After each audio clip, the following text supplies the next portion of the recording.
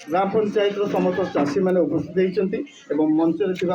आमर अतिथि मैंने भी ये समय समय देते मो तरफ अनेक अनेक साधुवाद या अति सुंदर भाव सार आमर ये तालीम शिविरटा को आयोजन करते सुंदर भाषा ज्ञान रे सुंदर साधा सीधा भाषा से आपण को बुझे प्रकृत में जदि आमे बंचा तो आमको प्रथम आम माटी मार सुरक्षा देवाक पड़ो आम माटी माँ को बंचेवा पड़ो मु गोटाए कथा सब चिंता करे आपण मैंने गोटे मजा कथा टी कह जड़े दी जन को आसला बेले कहते मत बहुत फोन कल आसी मो पास आज पंचायत रे कौन दब कि मुझे हाँ दिज्व कौन दिज्व ना ज्ञान दिज्व ये आसी बसी मुझे जन फोन करते कौन दब मुझे ज्ञान तो कथाटा कान को असुंदर लगुच ज्ञान कहली खराब लगला भाया कथा लगुच कारण से मानसिकता जो लोक मत फोन कला मानसिकता ज्ञान वार्ड में ही ना तो आम गोटे स्कूल छुआटे को स्टूडेंट को स्कूल पठाऊँ कौन आम साधारण चिंताधारा गोटे शिक्षा ग्रहण कर ज्ञान लाभ कर हूँ मानसिकता आमर तो ये जो ज्ञान टिक पाइले तो ठीक पाइले कि नहीं आपण मान को खुशी लगुच कि नहीं कौन किसी कहले नहीं धन्यवाद तो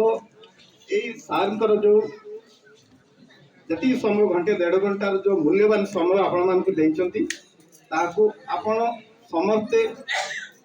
आज चिंता करूँ जे यही कार्यक्रम को आम आग को नेबा निज जमी आम सुरक्षा देवा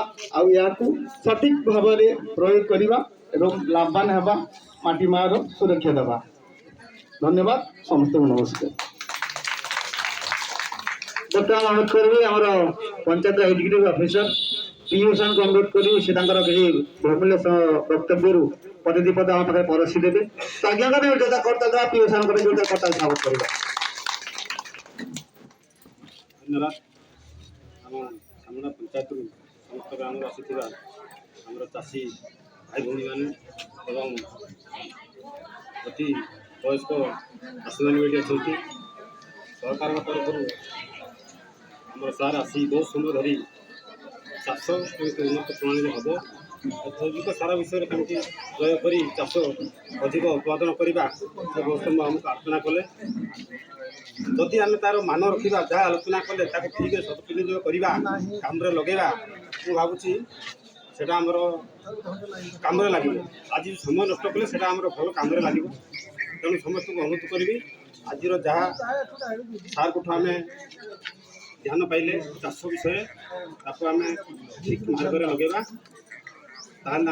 सफल मिले तेणु समस्त को धन्यवाद दूसरी।